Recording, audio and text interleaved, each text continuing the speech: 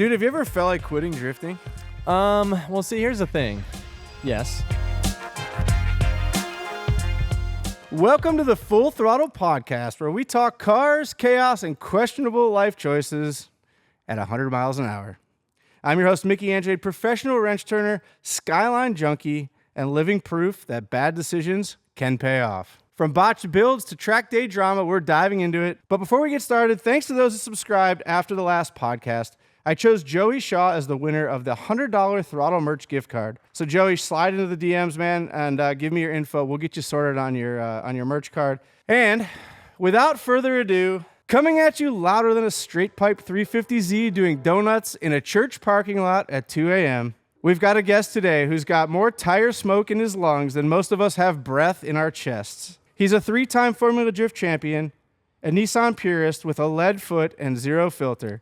And he's been sending it harder than your last relationship since day one. He builds them, he breaks them, he shreds them, and somehow he still makes it look easy. Give it up for the burnout king, the Z-Car warlord, the most stylish outlaw to ever slide on asphalt, Chris Forsberg. Wow, that was quite an intro. That was probably one of the best ones I've ever gotten. Oh, wow, I'm happy to hear that. I know, right? I'm going to have to tell Jared. Yeah, step up your game, Jared. Yeah, we're going to need a 3-minute intro at the FD Top 16s. So for me, I want to do something special. Anybody can make a podcast, but the intro to me is so special for the guests that set aside time to come chat with me and our audience. No problem. I know. You guys are... I say right down the road. It's an hour, but in all things considered, that's right down the road. So it's cool. Well, I think it's weird because California has different parameters for what's close and what's not. And we both grew up on the East Coast or Midwest, and it's a bit different there. It is because, I was going to say, I always think everything is close but far in California because you can get anything you want in the same day. You can do one loop and pick up your tires and carbon from Sabon and swing by APR, and all the everything I used to is call at it the our loop, right? fingertips, And it's funny because it's it seems like it takes a while to run around this town, but on the same hand, on the East Coast, it's you got to drive an hour to get to one shop. Yeah, you don't even have those options typically. No. Yeah. And so that makes it a little difficult, and which is why we all relocated. That's right. Well, let's dive right into this, buddy. Yeah. You've been drifting since before its inception in America, actually. Yeah. I know that about you. Mm-hmm. Do you think that the sport is better today than when it began back in the early 2000s? I will say absolutely, because there's a lot of people it was better then, and so, but in my opinion, I first slid a car purposely in 1999, right? What? Yeah, it was I was playing with front wheel drive cars in 1999. It was Tony Angelo's friend's 89 Supra, and so we took it to my high school parking lot. Mark III. We set up a couple cones, so it was full on didn't know what drift events were, anything. Wait. Okay, 99, bro. Yeah, I know. So option and those things over in Japan, were they happening at that point? Yeah, they were. So you guys saw a video or what? So we were getting videos sent over to us from another random friend of Tony's who was stationed in Japan of car sliding. And so we kind of are slowly discovering drifting because Tony had his FC. I didn't even have a rear-wheel drive car yet. And so, but Tony's FC was down. So we jump in his, oh my God, his name is leaving me right now. But yeah, we jump in his car, take it over to my high school parking lot, put 5 cones out to make a little box turn. And we're just turning in and standing on the gas and didn't really know what we were doing at all. And so that was our first taste of drifting, and I don't even know if we knew it was called drifting at that time. It was just we just saw cars sliding and we're let's go try that. And so and then that evolved into I got my FC in 2000. That's when we start to really so as we're trying to find parts for it, we keep landing on these Japanese sites because there's nothing in the States. We can't. How quickly did you realize that rotaries weren't it? I still like rotaries. They're cool. I love rotaries. Yeah. It's one of my favorite engines, But they're tough. Man, they break a lot. Yeah, and at that time I was obviously way overzealous with my mechanical knowledge and just slapping parts on. I'm why'd this explode? So The downfall of the rotary engine. Yeah, we're trying to tune them ourselves. We're using HKS AICs, if you even know what the ABCs are of Yes, the sir. 2000s. So yeah, it's an additional injector controller. So we're just stuffing extra injectors in the intake manifold, and you just have a little gain knob. You know, it's like an offset knob and a gain knob. So like when they turn on and how hard they turn on. Bro. And we're just dumping fuel in these things. We're like, it's running. Archaic tuning, but maybe Yeah. it was a solution back then. It was, yeah. Thankfully today, ECUs have come a long way. Yeah, we were making like almost 400 wheel back then. Dang. Yeah, it was like And they were 360, staying I together think. for the yeah, most part? yeah, no, for the most part, yeah. I mean, we were building those, and so while trying to find parts for these cars, we couldn't just like go to BC Racing and pick up a set of coilovers. It's like we're going to Yahoo auctions, finding like blown out coilovers from Japan, waiting 3 months to get them, and getting ripped off half the time.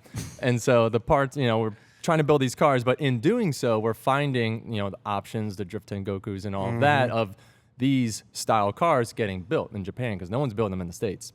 And so because of that, at first we're just after horsepower, and because we're making horsepower, the cars are spinning tires. So we're just kind of getting like fishtaily with them, but still, once again, not really diving into drifting. I didn't buy the car to build it into a drift car. I found drifting because of the car. Wow. Yeah. That's pretty cool. I mean, I just assumed you said Tony had an FC already when you guys were hanging out. I just assumed that maybe you bought an FC because your buddy had an FC and it was something to do together. That's how a lot of us do that. So yeah, like my buddies are getting like DSMs and Hondas, and like I like them, but I was like, it's not for me. Like there's something else there. And so I never even heard of a Mazda RX-7, and so it was Tony was in the circle, and he's like, you should get one of these cars. I was like, that looks cool. Like, I like the look of that car, and so he had a little 8086 that I used to borrow from him when my car was down, and so like that's like kind of how we got a little more like momentum training, like driving to my community college, and then 86s you have to drive at like 11/10 to get anything done, right? and I start basically like skipping class because I'm like having too much fun driving to the college. I'm like, I'm ready to go now. Just like jump back in the car just to hit the roads to go back. Yeah, I didn't finish All you could community think college. about was driving. Yeah. Or not drifting because it wasn't that then. But I know. Sliding. We're discovering it, right? And so I just hooked on it. And so from there, once again, because of the car, the RX-7, we met Matt Petty and the guys from Jersey because he had an old FC that he was parting out. Yeah. We needed some parts. We drive over, meet them, and they're like, he had a Corolla, and they're like, oh yeah, like you like guys like drifting? Check this out. And we like went out and kind of cruised around with them. No way. And so that's how you met Petty. I always wondered off of a forum because you guys knew each other before I had met you by a long shot. Yeah, and so once again, because of that, we're all kind of like discovering drifting at the same time, like 2001-ish and into 2002, and then we start to say like, hey, like we should probably stop street drifting and figure out how to have an event, right? Yeah. And like actually go to a parking lot that is not my high school on the weekend. So, right. Well, I got an interesting question. Those hardcore fans out there will remember a forum called Ziptide. Oh yeah. Was this pre-Ziptide or? Yes, I want to say so. This was like, we were just on, I think Ziptide really kind of came in around like 03, 04. Okay. I think it like started in 02, but like didn't really kind of get traction to like 03, 04. But so we were just on like the random forums like RX-7 Club and stuff like that back in like 01, 02. Yeah. These forums still exist. They do. And so that's how we met those guys, and we had a great time hanging out with them like summer of 02, and then that kind of snowballed into let's try to run events. We go over to Englishtown. I'm out in the parking lot setting up cones to give a little demonstration of what drifting looks like. Mike Knapp, who is meeting with Tony and Petty inside, basically goes like, I know what drifting is. Like, you guys are it. Like, let's do it. Yeah. And so like Mike Knapp tells the story so well. He's like, they came in. He's like, they were shaking. They didn't know what to do or say. And you guys were the experts at the time. Yeah, and they were so nervous to have this meeting. And he's just like, like all good. Let's do it next month. And so it was February 03 where we had this little practice day, if you will, in the parking lot with like the 6 of us. And we have that video somewhere.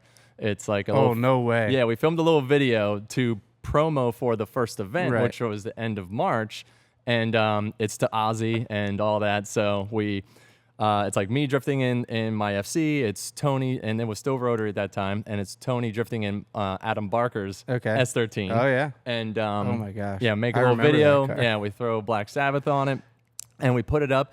And Vaughn Gitten Jr. sees it, Ryan Turk sees it, and obviously a bunch of other people. And then we met those guys at the first DG trials, as it was called, Drift and Gymkhana trials. Yeah. I remember that. Back in March 03. But man, I never actually sat down with you and chatted through that to get a full understanding of how it all came about. And so, maybe fast forward a little bit, then this is where basically Drift Alliance spawned. So for you old school drift fans, there's Chris's crew was called the Drift Alliance. It was Chris Forsberg, Tony Angelo, Vaughn Gitten Jr., Ryan Turk, and there were a couple guys in and out. First it was Ryan Hampton. Oh, Ryan Hampton, yeah. And then, Turk came in like 07, 06, something. Yep. And you guys still kind of run that flag today, right? Yeah. So we keep talking about it, and like we want to and need to do something with it. We all just kind of still like rock the wreath, and it's there, right? But it's funny because Larry Chen stopped by yesterday with his new book. So like awesome. Yeah, edition 0000. Like it's not even like numbered. It's the first one. Dang. And we're flipping through it. He shows up and it's like in a moving blanket, all packed up. I was like, "Can I even touch it?"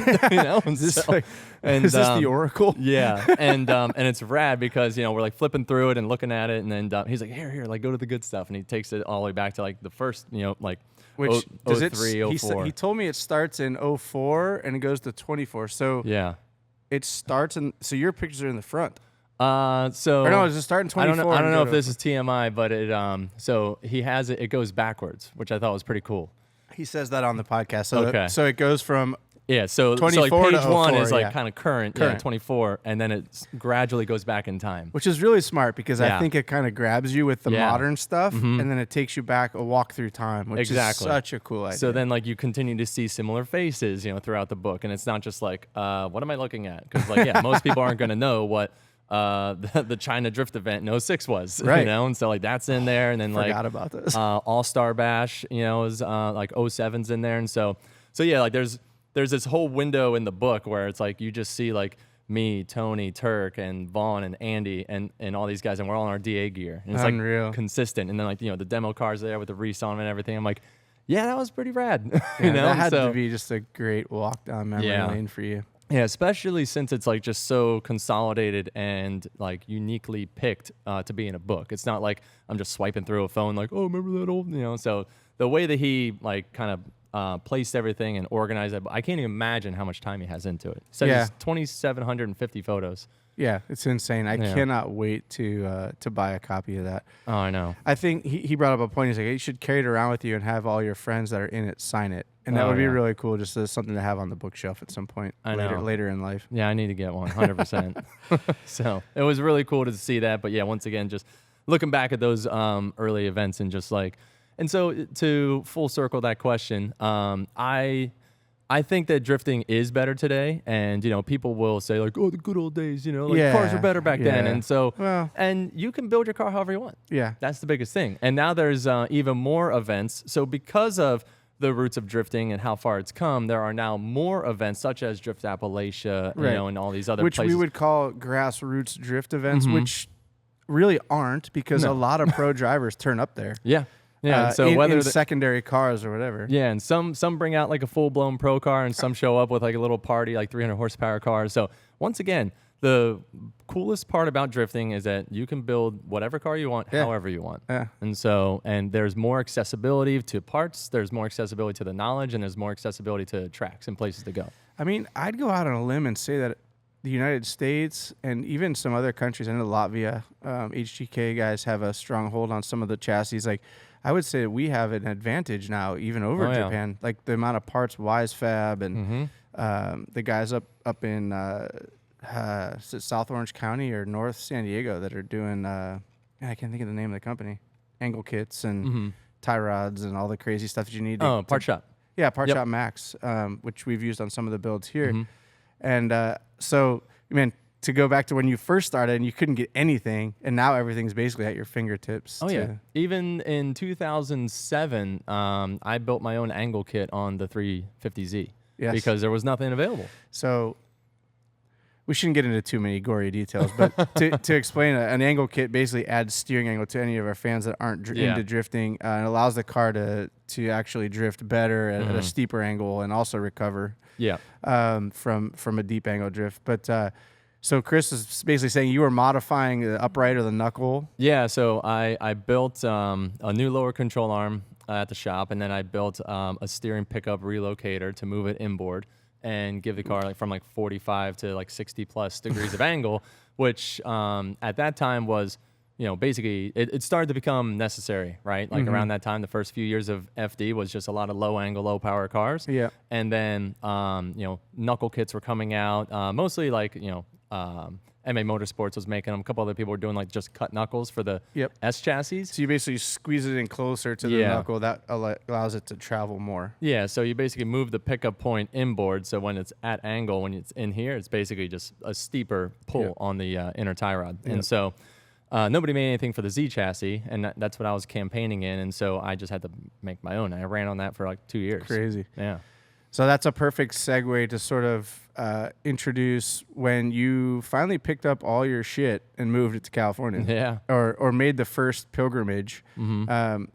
First time I ever met you was in a parking lot at a Holiday Inn in 2003, or maybe it's like late 2003. It was October 03. Yeah. So this is a story I'll never forget. We pull in, I'm in the Falcon rig. I was working for Falcon Tire at the time. We were big into drifting because of Nick and the team there. And Chris, is sitting there in got his Dodge, I think a Dodge Ram truck. You probably still have that thing. Nope. That's a whole nother story. It went a long time. On a flat trailer, and you had a 350Z with I think it was SR20 already at that time. No. That was it was still very much the VQ. It had a supercharger on it. Yeah. And so that was, so I, to rewind real quickly, the end of the FC and the birth of the Z, if we want to get into that. Yeah, let's do it. So in summer of 03, D1 is doing the driver search out in California. And so Tony and I are like, F this, we're going. And so we get a box truck without the box. It was just basically like a truck that someone drove through a drive-through accidentally. And so it's a flat bed, with no ramp or anything. We're using loading docks to get our cars on and off the trailer. Oh my gosh. Yeah. And, they're just like totally, nuts to butts, like tied to each other, barely fit on there. We drive all the way to California. We show up, we go to like, I think we went to Overboost. Remember them? Yep. So we go there for like a quick little day prep. We go to the event, we enter in, we think we're cool. We think we're like ready to go and like, going to make the cut. We didn't even make it past first round. Oh my gosh. So, no way. Yeah, because I think, I forget what Tony did, but I was just like, just offline, very low angle, in the FC. We're just like, just FC makes like 38 degrees of angle stock. And right. So it's not good.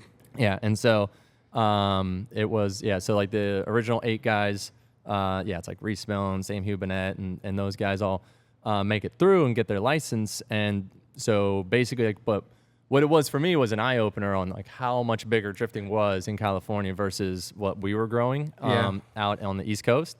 And I basically knew like if I don't like hit the reset button and get back out here, I'm gonna miss the wave. Yeah. Right? And so on our way back, Tony and I are basically like figuring out like how to sell our cars and how to buy. Like he wanted to do, we were talking about doing like S14s, and I was really into that idea because I knew I wanted to get a Nissan because it was like Nissan heaven out in the drift scene. And so that's what pretty much every second car was, a Nissan or more. Yeah. And so like of the cars that qualified for the event, like 3 of the guys were in a rental 350Z. So it was like, Really? Yeah. So it was, I think Reese and Sam, I think Rutherford was driving the Z as well, and I don't think he made the cut. Rich Rutherford, but so those 2 made the cut in a stock Z, right? Unreal. And, right. Well, I mean, think about it. At the time, they're stunt drivers. 300 plus horsepower car, and they're stunt drivers, and that's like that was their fit. And so for those of you that don't know, Reese Millen and Sam Hubinet also have storied racing careers, but are stunt drivers and do majority of the main stunts you see in movies like Fast and Furious and anything that has an action sequence with a car. They're the head every guys, single Dodge commercial is Sam. Yeah, exactly. Plus Reese, and then like everything that's GM is like Reese plus Sam. So yeah, they all work together. And But yeah, so those guys in the Z, and then the other guys that made it were primarily in S13s, right? Mm-hmm. And so we're just like, that's the car, like got to get a Nissan. These stupid Mazdas aren't going to do anything for us. It's like kind of the mental game we had going for us. So I basically like doubled down, and like I said, like I pulled out of college, and basically I put whatever we had, like my parents helped me with like co-signing on a car, and basically like just signed myself up for a brand new 350Z. And sold the car and put all that money into the parts, got like wheels, the body kit, and supercharger and things like that. And was like basically like all or nothing, right? And so here we go. And I was building that car up for that Falcon Drift show off. Yeah. And that was my return to California with everything in my bed. So cool. Yeah. And so came out, we did that event, and I got 5th in that event. Yeah. So that was really, really cool. Man, I have so many questions right now. So you were wearing blue overalls. Yes. Oh, what? Yeah. Let's not dig that picture up. So the one car that really struck me as cool and unique and sort of, in my eyes, made you even so much cooler than you really were was the car that you built out of that once you blew up that VQ. Yeah. Because it was inevitable. Yeah. You're boosting it, right? Yeah. And driving it hard. Same thing. It was like the car was only like 6 months old, and we're already shoving superchargers on there, and nobody knew how to tune it. It's like got a fuel pump controller. It wasn't proper. I mean, it was a kit, right? But I'm just saying, like, it wasn't how it is now. So you land a job out here in California, right? And that allows you to move out here. And it happened to be Signal Auto. Yep. So Signal, they were doing like a little U.S. tour with BF Goodrich, and someone somehow convinced them to come through Englishtown. And so they were there. Oh, no way. They were there in Did not know September. Yeah. So Croy, pour one out for Croy. Yep. And Bai and the whole Signal team and Edo and all of them, they were out at Englishtown in September.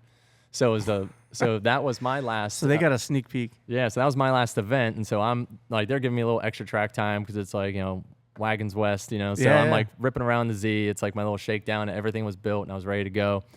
And they're just like, hey, like you're moving to California, and I was like, yeah. And they're like, look us up when you get there. I was like, okay. No way. Yeah, and so basically what that turned into was, so I had a little bit of a promise of potential support, right, a little verbal, and come out there, run the Drift Show-Off event, and then like the days later, I go over to Tanabe, USA, where Edo worked and James and those guys. Yeah. And basically, like, it was an immediate like, hey, like we want you to work with us, and we're gonna outfit your Z. I was like, great. And so this was like that's like your first sponsor, right? They were 100%. Yeah. And so this was basically my crash course lesson in marketing was, you invest in yourself and it will pay off. Yeah. Right. And so basically, so cool. Yeah. So I'm just like a couple monthly payments into this 350Z and I get out to California, and obviously they want to develop parts on it. So they're like, fitting exhaust to it, fitting their coilovers to it. And so it was nice because then I was able to basically like flip the parts that I just bought, right, and generate a little bit of cash off of that to try and buy hamburgers, make ends meet, barely pay rent, and so it's they were working with the car, and it was cool, and then they were providing tires for BFG, so the car's like now logoed up after I'm like there for a month, and so that was you're like sponsored big time. Yeah, so it was really cool right out of the gate, and it was because I had that new car, and there was only like 2 other 350s like in the whole scene that were getting modified. Everyone was using 240s, and I think Gretty had one, and MotorX had the other one, and then I showed up with one. So all of a sudden it was like people wanted to work with me because of the chassis, right? And so that was what really got me. Man, that was pretty forward thought for you to do that. It wasn't like you didn't do I would love purpose, to think maybe, I'm like some like, marketing genius, but no, it just felt like the right move because I was like, well, I remember that stock Z was like a standout at that event. Yeah. And then the rest was, so then the rest was just S13s and 14s, a couple 14s. And so I was like, oh, I'm going to get a 14, not be another S13, right? And then I was like, well, what if I just, sign up for a lease on a Z instead of trying to cash in on a S14 for like, they were like 15, 18 grand back then. Yeah, I know. And so I'm like, okay, or I can pay $300 a month and get this brand new car. And potentially stuff it in a wall. And immediately crunch it. Yeah. And so, but it paid off. Yeah, dude. That's Man, looking back, that's pretty ballsy. It was, yeah. It was, like I said, it was my all or nothing, and it went in. So I'm like dying to talk about the engine swap. Yeah. So, yeah. Because this is so ingrained in my head. I was like, man, Chris is so cool. He put an SR20 in a 350Z. And now that we do all these engine swaps around here, and I've been doing them, and I understand the ethos and the thought process behind it. It's like, oh, we can blow up another VQ, which is untested, not tried and true at the moment, because it was so early on, and you knew or had a better grasp on what an SR was capable of. Yeah. But man, the V-mount setup, I mean, this car behind us was partially inspired by that car because I thought it was so cool, man. Yeah. So that was, I got, the cars vinyled up, went and did like one other demo. And then they asked me to do like the discount tire demo at SEMA in November 03, right? And so this is like my third outing with the car, with the supercharger on it. And I'm doing like full-blown ride-along demos.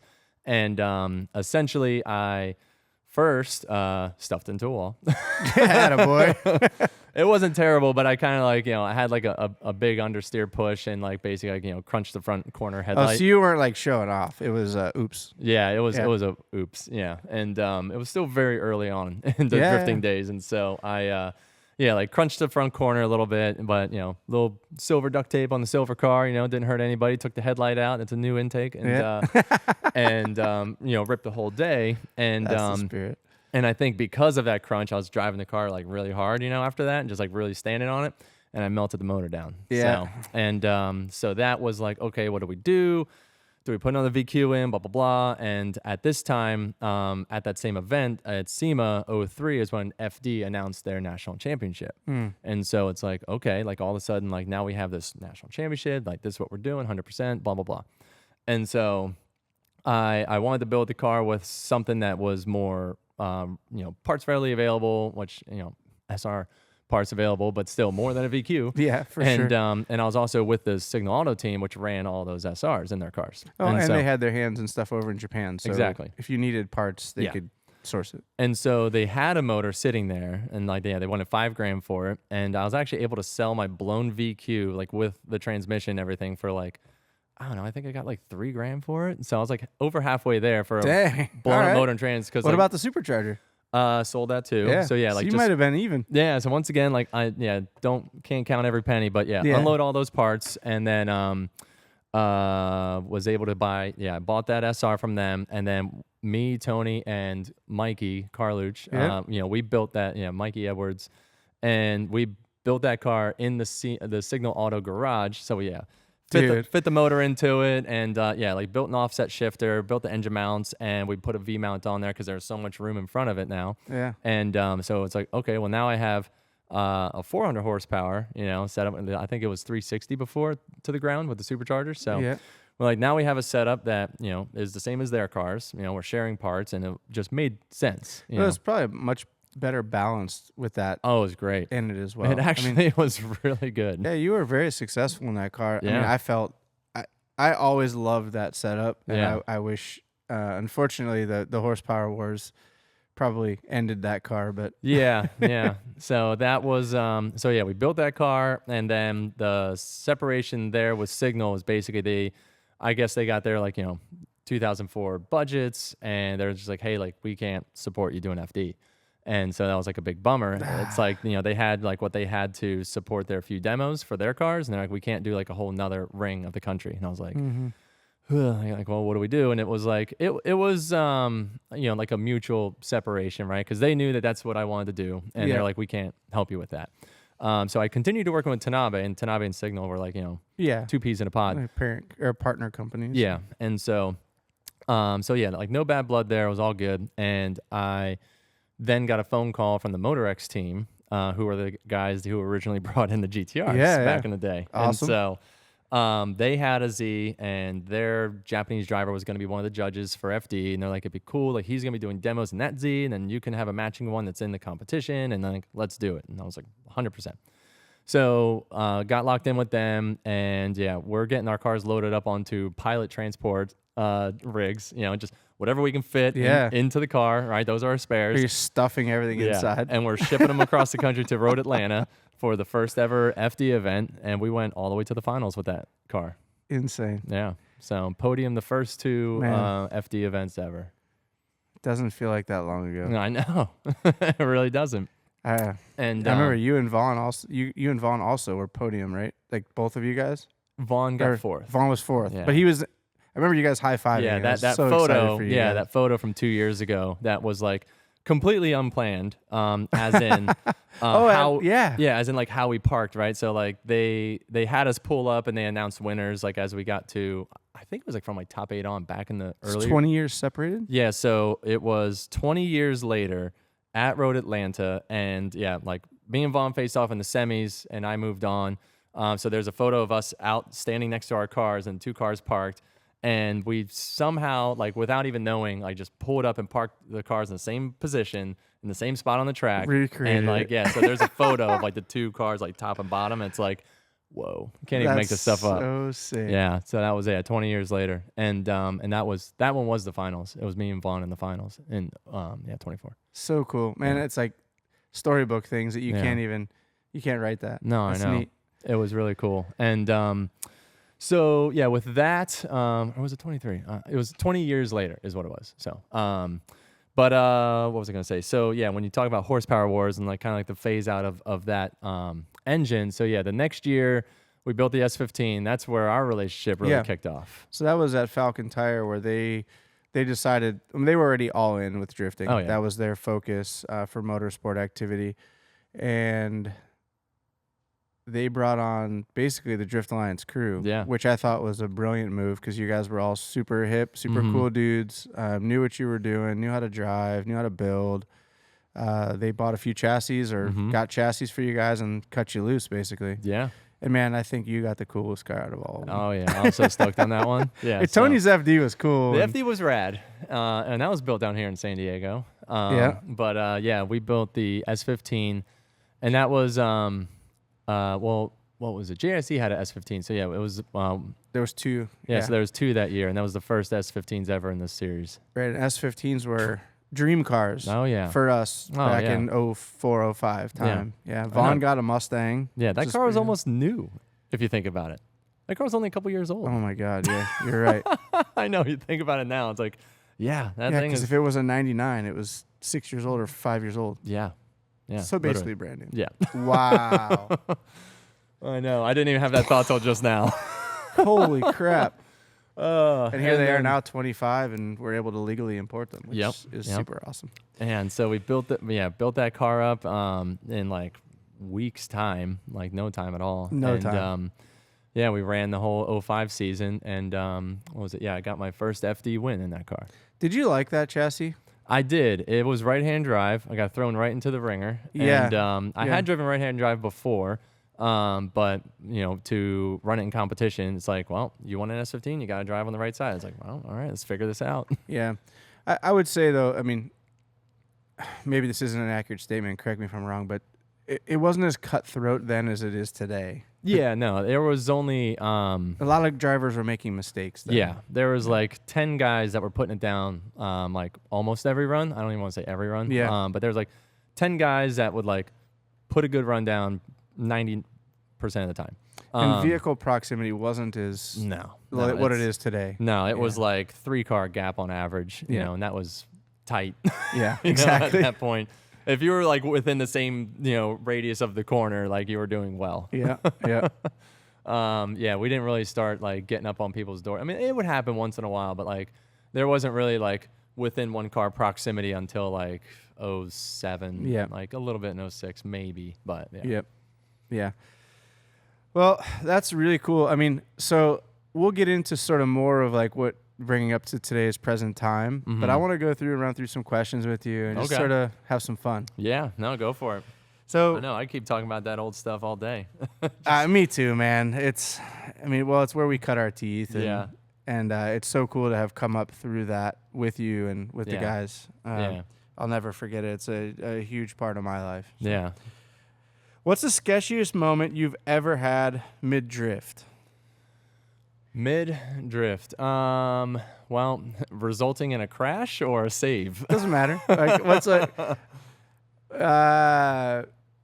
go with the save. With the save? I mean, that was only a couple years ago, and it was It was 2020. We're doing like little test days at Irwindale when everything was still kind of locked down, but slowly starting to open. So that track scares me. yeah, and so it's so funny because I was taking Liz, my now wife, then girlfriend, for a ride, and I was like, "Hey, I'm gonna try something, right?" And she's like, "Okay, you know." And so I go and I'm like, big bank, and then I don't even know what I wanted to try, but she remembers distinctly me saying I want to try something. Oh. And basically, like come across inner one and then rotate into the lower bank. And basically the car just snaps to lock. And like we are going into a full 360. And in my head, I'm like, oh my God, like I'm about to because I thought I was going to like do the whip and slam, backwards, driver's side into the wall. Yep. That thing did a full 360 and just came around, and I kind of shut it down, but it basically 360 into the lower, like just missed the tail, then just missed the nose across the front of the wall, and basically straightened back up. Tell me you got back on the throttle and made it look like you did it on purpose. No. It was more like, I can't believe I didn't just absolutely decimate this car. And kind of just like, you all good? She's like, that was crazy. And I was like, that wasn't on purpose. Is that what you wanted to try? So she asked, and I was like, no, not at all. Oh, man. Yeah, so that was... if you guys aren't familiar with Irwindale Speedway, the walls there don't move. No. If you hit those walls, you're going to feel it. Yeah. And the car is probably not in a good condition. I've crashed more at Irwindale than any other track combined because it's always the last event. It's like... Go hard. Balls to the wall, and like cars get written off there every year. And so, well, not anymore, but there would be... It got written off, unfortunately. Oh, my God. There's at least like a dozen cars into the wall in the course of like a FD Irwindale. And then there's, I don't know, like... I don't even want to say hundreds of wall taps, just like people just bouncing off the wall like every other lap, especially nowadays. And so, like it just gets real dicey down there. Like, we're bumping off of each other, and then like that sends people into the wall. And so, like half the crashes were my fault, half the crashes I got like hit into or drug into. And so it's just like, it's just the demo carnage. derby, of drifting. Man, that brings back a memory of probably, I don't know, man, maybe 06. Sean Carlson, Sam Hubinette, the Mopar team, built a Charger or a Challenger, I can't recall, with rollerblade wheels on the rear bumper. Yep. And I remember that turning up at SEMA in the Mopar stand, and every drifter lost their minds. Yeah. Yeah, we're like, what the hell is that? And didn't it have shocks on it too? It did. Yeah. So it actually would give way once you impacted the wall, and it would the rollerblade wheels, which I think would have obliterated themselves. Oh yeah, those little plastic wheels wouldn't have held up. Now we just have steel tube, and we still crush those. Right. Yeah. So part of me was like, man, Sean was on another level. Like his thinking outside the box of what he was building was really cool. Whether that would have ever passed tech for Formula Drift, I don't know. And unfortunately, with his untimely passing, we never got to see that car actually do anything. Yeah. I think that car was illegal the way they built it, and it never actually hit the track. Man, it's such a shame. Remember when it was up on that Mopar display, it was like half. I think you and I went there and looked at it together. Yeah, like the half of the car was like removed, and you could see it was like a half tube chassis. It was all Zeus fastened. It was next level race car shit. It really was. It was a really well built car, and it still wouldn't pass tech to these new standards. Maybe today. Yeah, because they like had the whole like B pillar taken off. It was just tube. It was like kind of like the Ultima, to an extent. It's more of a demo stock car. But man, I wish I could have seen it work because I would have liked to have known and closed that chapter like, oh, that was a sick idea and it worked, and it would have changed drifting maybe in a way that it didn't get a chance to. Yeah, and those guys are really pushing for that, like having like tubular K members and things like that to be able to put suspension points wherever they want. I remember like then Reese's it becomes guys, the Wild West. Yeah, yeah. When they built the Solstice, like they moved the steering pickups, or the control arm pickups inboard, to make more room for the steering. So they were doing some pretty wild stuff, and yet again they had to move that all back. So yeah, man, the good old days. Yeah, that's where the stock pickup rules kind of came into play, because it was basically because of those guys. And that still is in play today. You have 1 inch, I think, or something off center. We're allowed like 2 inches in the back, okay. But the front has to be.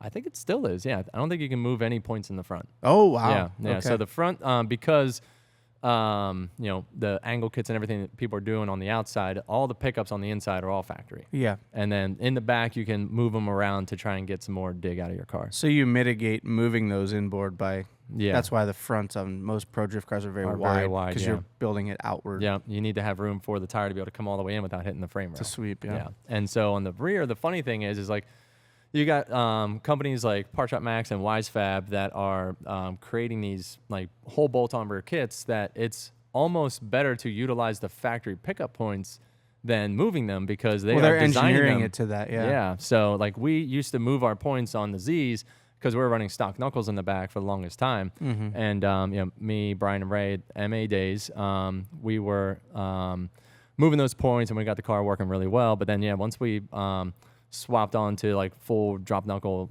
bolt-in kits on the back, we actually went back to factory location. So it actually makes it easier for all you guys. For that, yeah. So neat, man. And it goes back to our point of like today we're probably better off being in America to get access to all these parts. So cool. Chris, who do you think's the next big thing in drifting that people maybe aren't aware of? Is there somebody up and coming that you see that's like, man, he's good? It's hard to say because there are a lot of like rippers in like in pro spec and even in like the grassroots. Yeah. Let's hold it to pro level. So is there a guy that's like maybe in his first or second, third year that's you can see he's got it. He just the light bulb hasn't gone on yet, or the car's not there.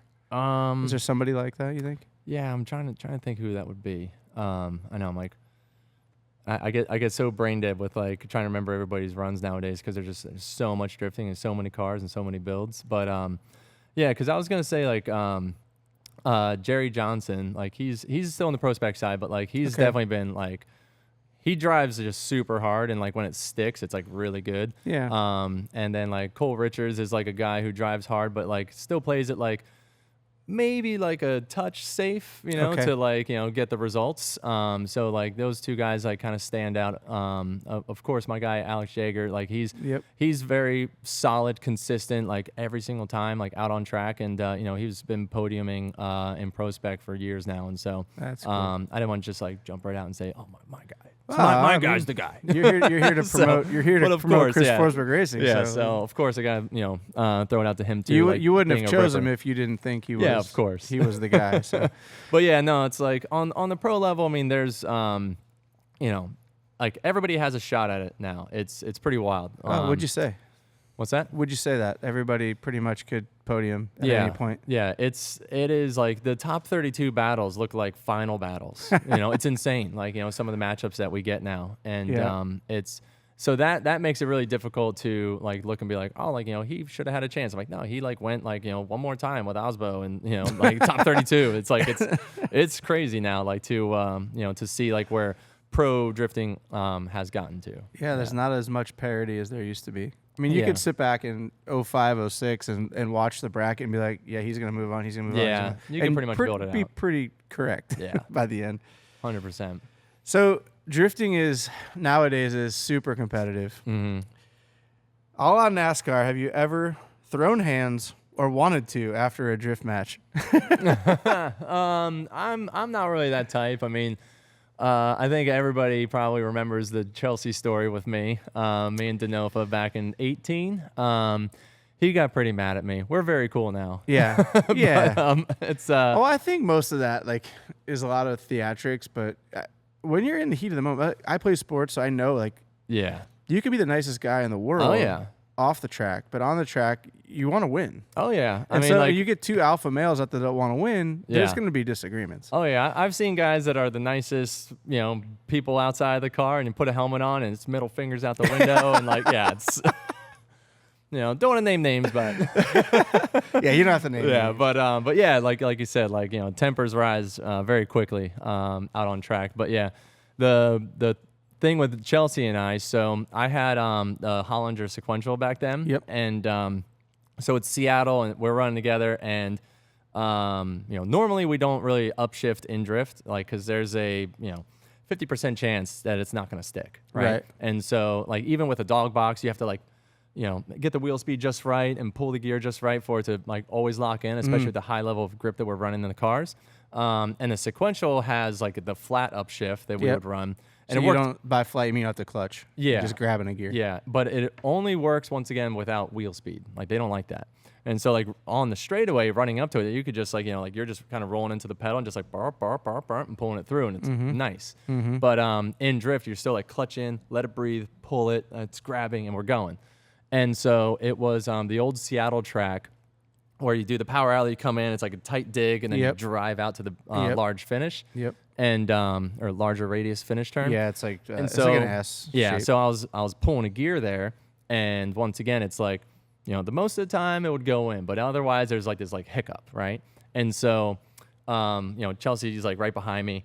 I go to pull the gear. The car's like, it like does that like hesitation on the flat, trying to get it to go in. Yeah. And so it looks like I just like clutch Stalled in, it on him. sit there, and then drive away from him. And we've since squashed it, but at the time it definitely did look like I did that on purpose. At what point are you like, yo, check my in-car cam, dude? You'll see. I started running in-car camera after that because of how much altercation came from that, and like backlash on the internet because they're like, oh, you brake checked them. I'm like, so I like started running it in-car. So if there's any situation, I could like pull it here, and look talk at this. about it. Yeah, because that's really smart. Yeah, we got rid of the Hollinger after that.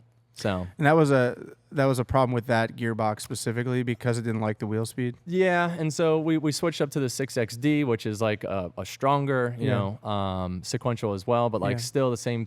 Would deal with the same things, trying to get it to upshift and drift. And so we eventually went back to the 4-speed, and so that's like what almost everybody runs. It's 4-speed H pattern. Yeah, and so just like the regular dog box, and. The few people that do still run the sequential, I mean, there's nothing wrong with them, but like you still will not really see anyone upshifting in the corners. Right. Like even with my dog box, what was it? Road Atlanta last year, I think it was.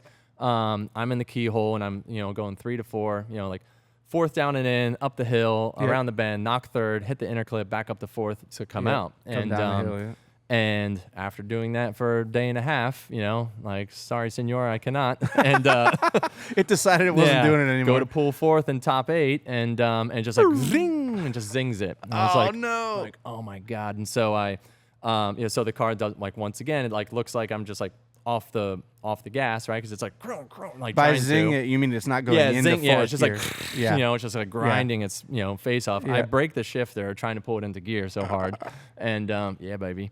But Tool Steel's got nothing on me. But broke the trans, broke the shifter. Rome hits the back of me. Rome moves on, and blah blah blah. And so, damn, that's a way to go. Yeah, out. so it happens, and even in Goodwood 2 weeks ago, when we're out there, we're whipping out. We're doing like the launch party of the main show under the fireworks. And oh all yeah, that. you get the little keyhole in to the turn around in the Altima, and so like once again like trying to showboat. It's like day one, and whip in there, doing a donut, and like go to crank the gear coming out, go from second into third, basically zing it again in the sequential, and I was like, oh no. And so don't rip it into gear, dude. Yeah, I know. I'm very much learning that upshifts and drift, once again, leave it in third, dog. You got like a 60% chance, and so so that's what we did all weekend. So from there on, I had no first or second. So we did all of Goodwood just dumping out of third on the start line. Damn, it was awesome. Yeah, so but we normally do the big burnout, but it was like, it was a big one. Damn. It just amazes me how far the sport of drifting has come and how much technology has changed in the 20-some years. Yeah. Obviously the gearboxes, RTS has developed that sequential gearbox. Oh, yeah. Which we have in our Supra. It's amazing. A beast, yeah. But to be able to understand what a drifter needs to do in drift and then build something technology-wise that can do it, they haven't got there yet with that particular item, huh?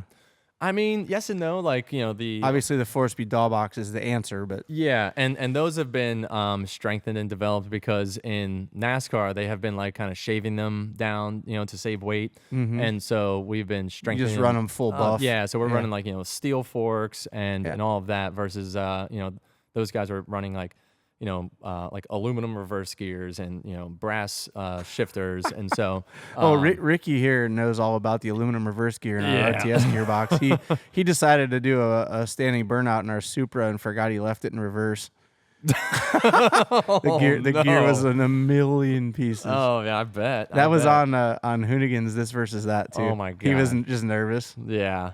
Yeah, had it chunked in. Yeah. Oh boy. And But race parts are so cool. Though. Like I think maybe a lot of our audience doesn't understand how like purpose-built race parts are. Yeah. And like we've done like R&D, whether we like it or not, for all these brands. So whether we like it or not. Yeah. So wrapping out with the drivetrain stuff. So like I said, like the gearboxes have gotten stronger over the years because we break them. Yeah. It's like always the unbreakable part, and we break something. Yeah. And then the differentials, like Winters, they went through like 6 different versions. These are until quick change style. Yeah, the quick change differentials that we run in the cars.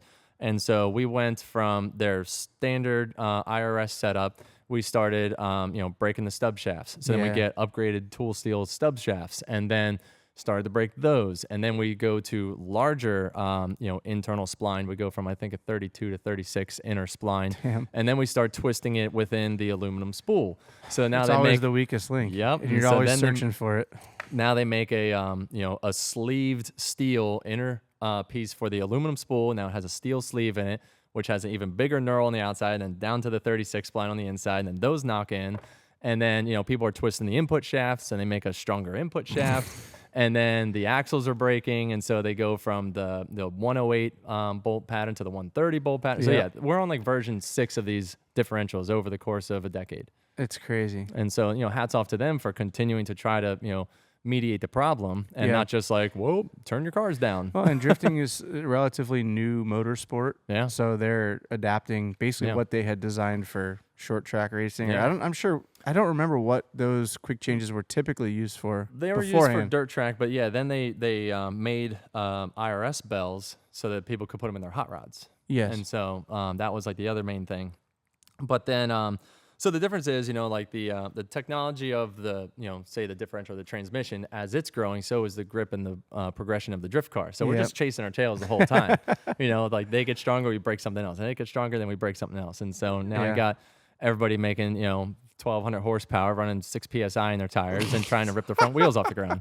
And that's how it goes. But like I was saying, like whether we like it or not, like that's kind of like how it is. We're trying to work with these brands to make better parts. So once again, it's more readily available, and we're out there, the ones breaking the pieces so that when you go to the product that you want to buy, it's already ready to go. Yeah, you guys are the pioneers of basically R&Ding all that stuff. Yeah. So all the way back to 2005, like I was the first person to bring Drive Shaft Shop axles. Okay. And so we went to Drive Shaft Shop, who were making axles for like Hondas and such. Yeah. And Kevin Wells and I were like, hey, like, will you make us a better axle for this S15? And they're like, yeah, sure. And by the time they made those, we were already now in the 350. Right. So then we started to have them make the parts for the 350. And we introduced Drive Shaft Shop to drifting. And that's pretty cool. Yeah. So Frank Rehack, the owner of Drive Shaft Shop, hats off to that dude for jumping in so head first into that space and making axles once again, like all the different tiers, so once again, we're breaking the inner, make a bigger inner, breaking the outer, make a bigger outer, breaking the shaft, make a bigger shaft, so bigger they're cage. Throwing everything they know at it. Yeah. And so, same thing, like 5-6 different versions, and now we have unbreakable axles. That's amazing. So you're going to break something else now. We're going to find something. Well, dude, that's a perfect segue. You and your team, I should say, have made your yearly Pro 1 drift car, I don't want to call them builds, like kind of rebuilds. Yeah. Because you retool the car every year. Yeah. You guys make it look so easy now. I watch you guys on your stories and stuff. And I want to say, I think outside of your drift car builds, you've had some really cool side projects, I guess you can call them. Yeah. And lately you've been working on this one thing that piques my interest, and that's a Nissan Patrol. Oh, I knew you were going to go Patrol. Which is something we don't have here. And you recently debuted this car up in, was it the Bay Area? Yeah, Radwood. Yeah. At Radwood. Mm-hmm. It has a TB48, which is a relatively unknown engine here in America. It really is. You should see how many people are like, oh, there's an RB. Oh, it's got an RB. I'm like, no. Well, let's just take a few minutes and talk about the Patrol with the TB48, because it's such a neat car to me. I have seen all of your posts about it, but I want to see this thing in person, dude. I know. So we have... Tell me what makes it awesome. It's awesome because it's a 4.8 liter inline six. I mean, that alone is like cast iron straight six. It's massive. It's massive, and so it's everybody thinks it's an RB. I'm like, it's RB's like bigger brother. It's basically two RBs like stacked on top of each other. And you can stroke them out to like 4 or 5.15 or something. Yeah, you can do that too. You didn't do that? No. We kept it stock stroke. Wow. We've dabbled back and forth on stroker cranks, and I don't know. I'm starting to lean towards factory stroke on all engines. We've done strokers on VQs. Just more reliable, RVs. or I believe, this is my thought. If you have a manufacturer dumping millions of dollars into figuring out the overall balance of the engine. Who's to say that a brand is going to do it better by just like OEM's probably right. Yeah. So They've spent the dollars. It will make more torque and it will be a stronger crank, but I think that it rattles the engine a little too hard, especially for the RPM that we run. Okay. Right. And so maybe on street cars and on drag cars, stroker's just fine, but like just sitting at like 7,000 plus for multiple seconds, like 10 seconds straight, 15 seconds straight, like that's you're shaking that crank pretty hard. Yeah. And so like I think that just kind of resonates and it creates other harmonic issues, and you kind of have these other interesting failures that like might not make sense. And I don't want to say that we've attributed it to the stroker cranks, but since we've gone back to factory stroke, we've had less failures. We go full seasons now on our VR38. Damn. Yeah. That's so we used to like kind of start to see like like we're not losing the engine, but like halfway through the year, we're getting like much more blow by and things like that. So I think it's just too much piston slap and all of that. So and so loosening up. yeah. So the Patrol, what was the purpose of building that? I mean, it wasn't to display it at Radwood. I'm sure it was. It actually kind of was. Really? Yeah. Man, that's cool. Yeah. And so now that's cool. Yeah. So Mobile One is a big partner in Radwood. Okay. And so I already had the Patrol. It's a 1990, and so it never came in the States. We imported it from Japan. We bought it through Japanese Classics, who import from Japan. Yep. And so it was factory diesel TD42 non-turbo, the absolute slowest thing on the planet. Yeah. Like have to downshift to get up hills. And so it was hilarious, but it was a very cool car. And so Mobile came to us with the idea of building a car that's of that era. And so I first was pitching on doing an R32. I'm like, yeah, you want to do a rad car? Let's do an R32. And it's like, not to say done before, right? But a million times. Yeah, but we already had this, 90s era, the boxy look vehicle. So Radwood, for those that don't know, is a car show that's primarily based around the rad era of vehicles, which is like the mid 80s to early 90s. And so it's the all best era. That's a good one. And so yeah, like 86s, R32s, and so everything was so good. So the Patrol fits right in that window. Yeah. And it's like, oh well, like what can we do with the Patrol? And it's like, well, we can put the biggest Nissan engine like basically ever made, practically, and it's a pretty common swap over in the Middle East. You see all those guys doing the hill climbs and in their Patrols. That's the engine that they have. Everybody thinks that it's an RB, but it's a TB48. And so I went down that rabbit hole, and that when I started learning about the TB48, and then you started your project, I was like, I need to do some more research on this. So yeah, it's so rad. There are some really, really high horsepower, like 3,000 horsepower setups. It's mental, yeah. And so we're shooting for just 1,000 at this point because it is still a street car. Yeah. And but the biggest thing about it is so the engine and transmission comes out of the Y61, so it's the later generation engine, but it never came in the States, obviously. Yours is a Y60? Y60, yeah. And so we import the engine transmission from Dubai. It was the only place we could find it. It took us forever to locate one. Hey, you just bought a billet block. I know. We probably could have done it faster.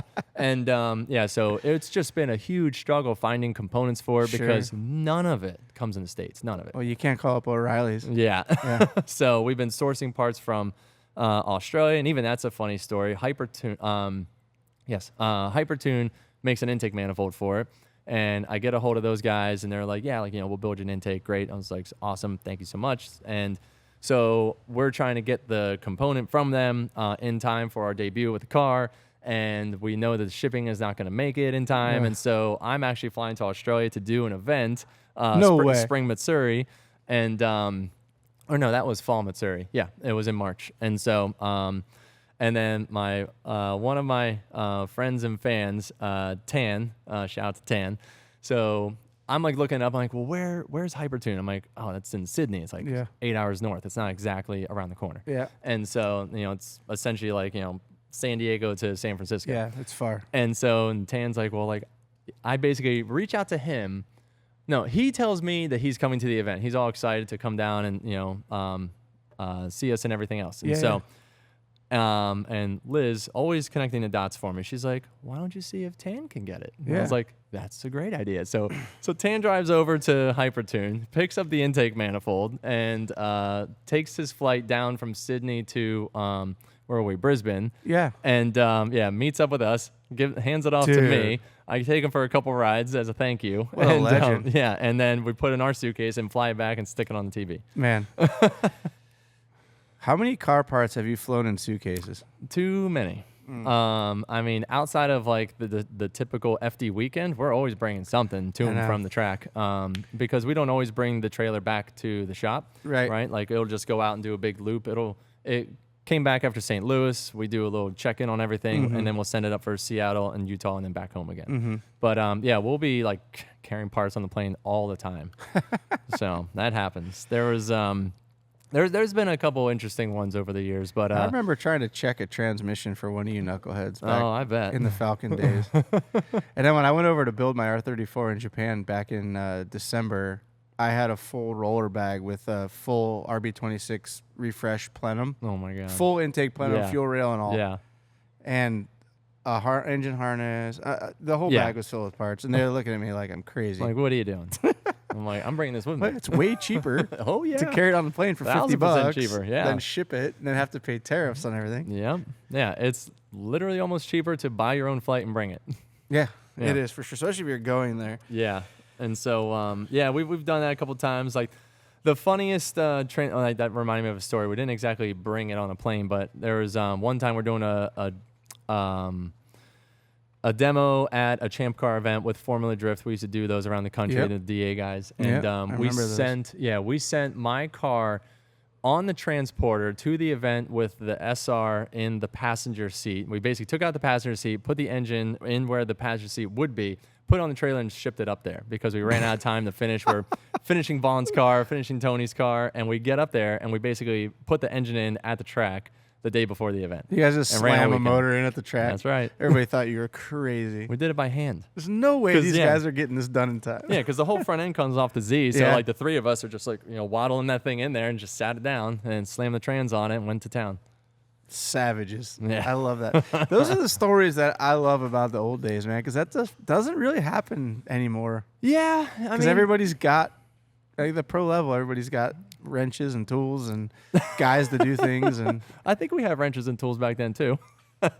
Maybe. But no, I know what you're saying. We didn't know where they were, but there's more knowledge and more accessibility, and we're not exactly up to the 11th hour. I mean, we're always up on the 11th hour. Every day is the 11th hour. It's pretty much norm, I think. I mean, no matter how prepared you are, there's always going to be something to do. Always something, especially when you actually care about the project and you want it to be the best that it can be. You're not just going to shut the lights off at 5 o'clock and be like, well, almost made it. Right. Well, let's take a sidestep here. I got to ask this one. If you could resurrect one Nissan model forever, what would it be? Do you have a favorite? Sylvia. The Sylvia. Yeah, 100%. We're all dying for an S16. I know. I feel like it's there. It's like it's possible. It's not that far fetched, of a request or I feel like desire. Ford kind of made it. Ford's doing a good job.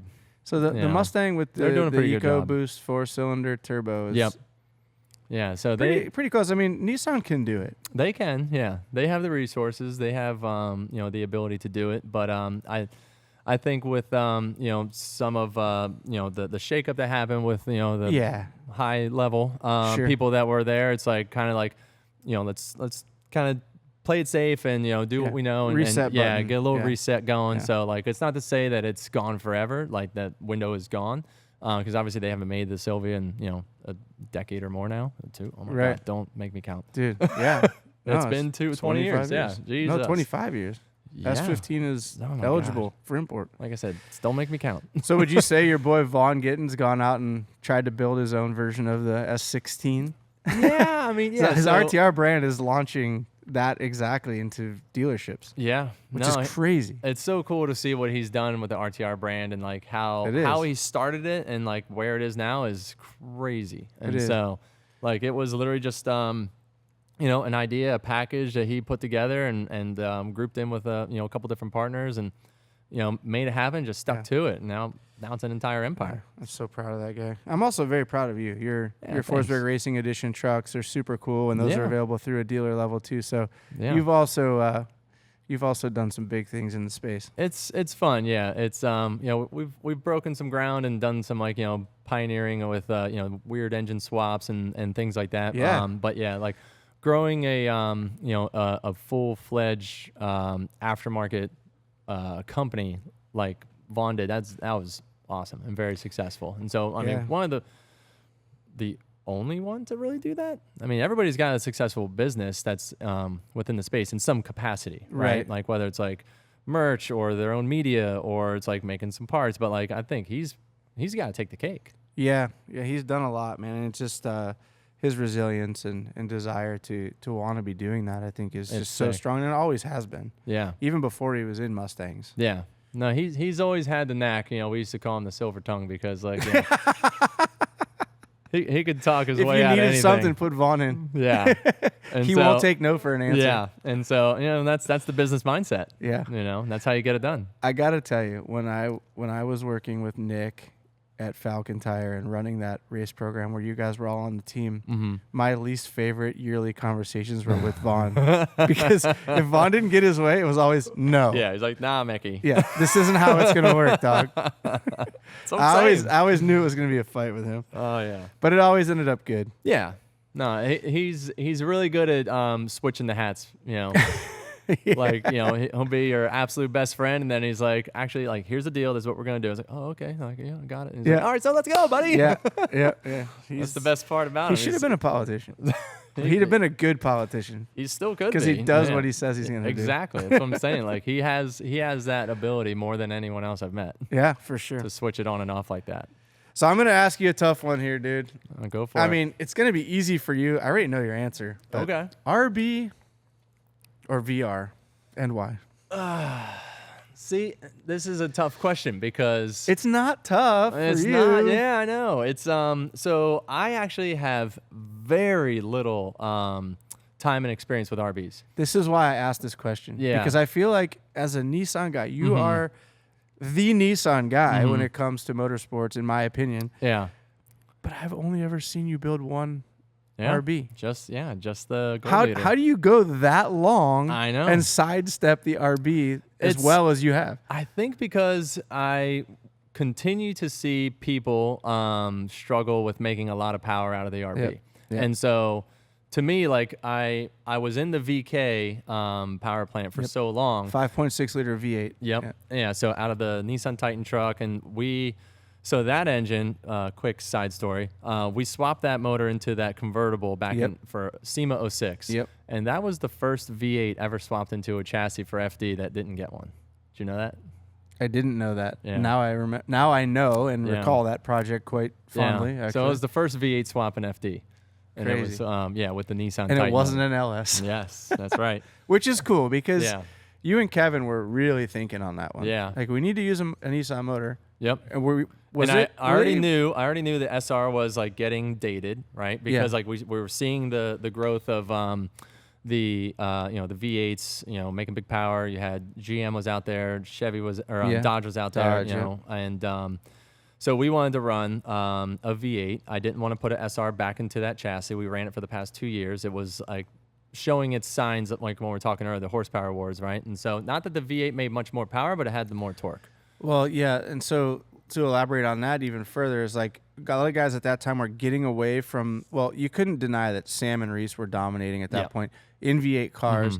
They didn't have turbos on them, so no lag. Yep. So I think the mindset was like, oh, these guys have an unfair advantage because they can just stab the pedal, zing zing, and it's there all the time. Yep. And so So we wanted to go that route. We got a 4.5 and a 5.6, and we were kind of fitting them both up in the engine bay. We're like, well, the bigger one fits, so let's go with that. And so that was why we went with the Titan motor, and we ran that from 06 all the way till 2016. Yeah, and you guys did a ton of development on that engine. Yeah. The only other motorsports entity that was running the 5.6 was an off-road truck, correct? Or like a almost like Dakar or something? No, they did short course. Oh, was it short course? Yeah, so it was Carl Renazenter with the Nissan team.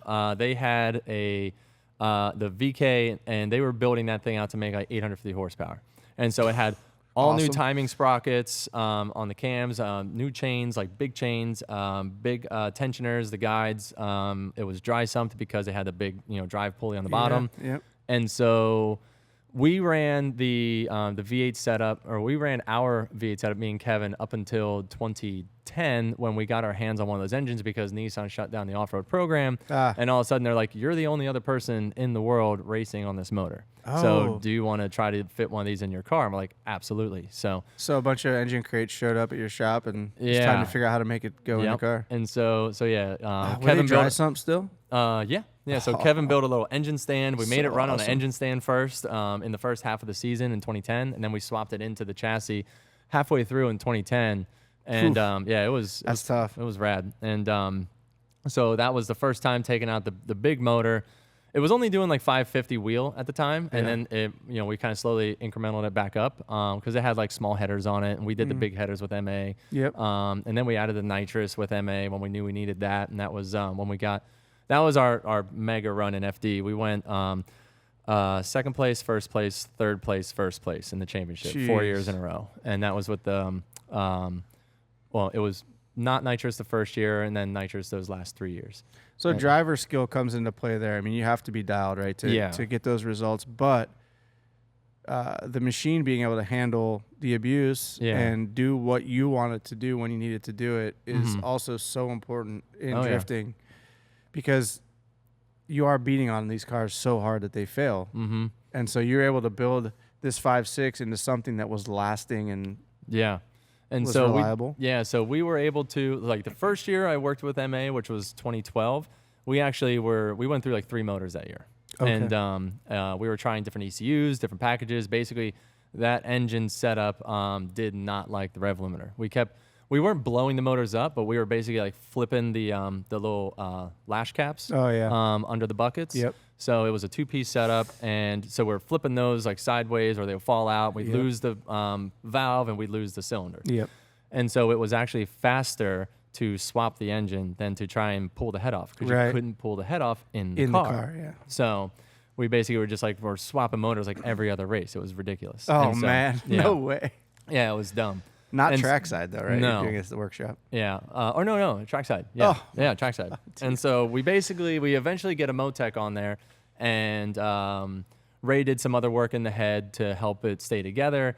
We eventually even then got down to 1-piece buckets, and the problem was gone. So shimless then? Yeah, it was. Well, they basically the buckets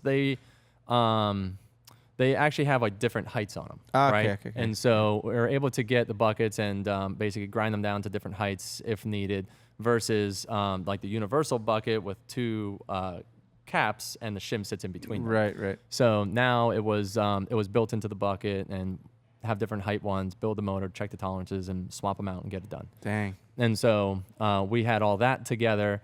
I want to say for 2013 because we did swap one motor that year after Long Beach, the first event. I think it was just a hurt motor from being hurt so much the year previously, before. So we came out to Long Beach. It was smoking a bunch. We finished off the event, and the rest of the year we were just running. And so like 4 years in a row, just consistency is so important, man. Like going all the way to top 4, like almost every event. So, and then from there. I stopped working with MA. I moved back to California, and this was like the rise of social media, right? So like 2015, 16, like we had already helped launch Hoonigan. Then we helped launch Donut Media, and then Race Service was shortly after that. But so like all of these things are happening, right? And it's like once again, I got to get back to California. They're shooting videos all the time. Like, I'm flying back and forth. I'm like, this doesn't make any sense. And You're missing out. Yeah. So I moved back to California in the middle of our 16 season, And we finished off the year with MA. We won the championship, and then I basically told them like, hey, like we're gonna try and figure something else out here because it was just gonna be too difficult bi-coastal with them. And so, and that sucks. That stung a little bit for me and Brian. We're like really good friends, but we're good again. I always wondered. It was a bummer. Was the separation only because you moved back, or was there other strictly business? Yeah, it was just like I just didn't see how it was going to work properly. Yeah. And so Ray shortly left MA after that and is working with RTR now. Yeah. So shout out to both Brian and Ray. Those guys are Ray's a genius. Salt of the earth. Yeah, dudes, he's doing a great job at RTR still. In the drift space, you've probably all seen him with his hair and FD. and then Wilkerson, just an absolute killer with MA Motorsports. They're doing Ilaria Tech now, so they're making cool parts. Using the Ilaria Tech power steering kit on our R34 drag car. Yeah, hell yeah. We needed it. We didn't think we were going to need it, but man. Oh, it helps, yeah. It helps a ton. And it's, he was super helpful also because, once he's been making that kit you guys have been using that power steering pump for ages, right? Yeah. Like we run on that on almost everything. Do you still? We run the MR2 pump on a couple cars. I now run this like Opal pump on the Pro car. It's got a little higher pressure. Yeah, that was a tip from the Europe guys. So James. You heard it here first. Yeah. And so, James Dean, those guys, they're like, this pump has a little higher pressure. It comes in some like Vauxhall, cars. Vauxhall. Yeah, Vauxhall Opal. That we definitely don't have those here. Yeah, something like that. So, so we run that now, and it's working great for us. But electric power steering, I've never had an issue with it. I've been running it on our car since 06. Yeah. So when we first built that the V8 car, and so the minimal amount of use our cars get, I'm sure it'll be clockwork. Yeah, and so with that, because it doesn't have to keep up with the slap of the wheel. But so to answer your question, so I kind of missed the window on which I felt like an RB would have been a good fit in drifting. Yeah. And so when I got out of the VK, we went to the VQ, which I thought was going to be sustainable. Yeah. And that was, once again, we had the stroker cranks and we're putting, 1,000 horsepower into them. And we're cracking blocks like every other event. Yeah. So we went through 10 motors in 2 years. And so for a commuter car, the VQ is it's unbeatable. fantastic. Yeah. But for when you're doing that sort of activity, 800 is kind of like the threshold on those, Yeah. like a lot of engines. Yeah. After that, you're just asking too much out of that casting. Mm-hmm. And so like we could have done a billet block and this, that, and the other, but I was like, let's just go VR. And so very similar setup, just another, V6, similar displacement, but just it's a fully different casting, whole different engine. It's even a denser casting.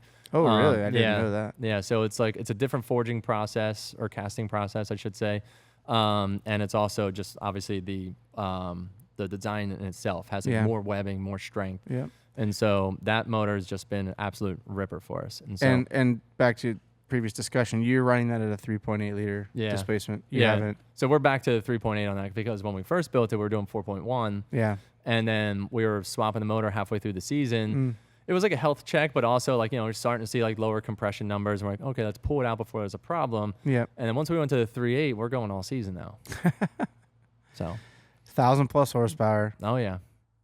It's like 200 shot of nitrous. It's like 950 to the ground without nitrous, and then we put like another 150 to the ground of nitrous on top of that. Are you using nitrous for power or for all the way. turbo spool? Yeah, we used to use it just for spool, and now we went down in turbo size for this season, and we're spraying all the way out the top. So it's very responsive now. Oh yeah, it's pretty psycho. Man, it's so neat. Like the VR is obviously a sick engine. Like people are running them thousands of horsepowers in drag racing.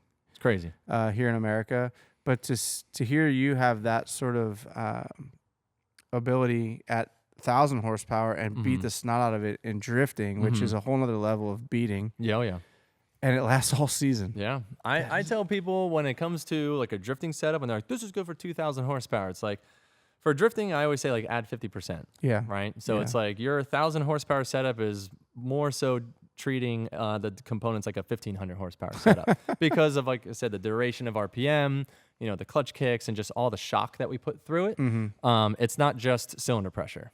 Yeah. Man, that's insane. So safe to say VR wins that battle for you. For me, because you've had more. The reliability is just through the roof on the VR in comparison. I don't have the same experience. I don't have, 5 years of development into an RB, and I'm sure like, the guys at PRP and, shout out to those guys. Yeah, they'd make killer setups. I was chatting with them down at PRI, and I was like, I will put an RB in one of these cars if you guys want to, try that out. And I know that they could probably build a setup that would, stand the test of time.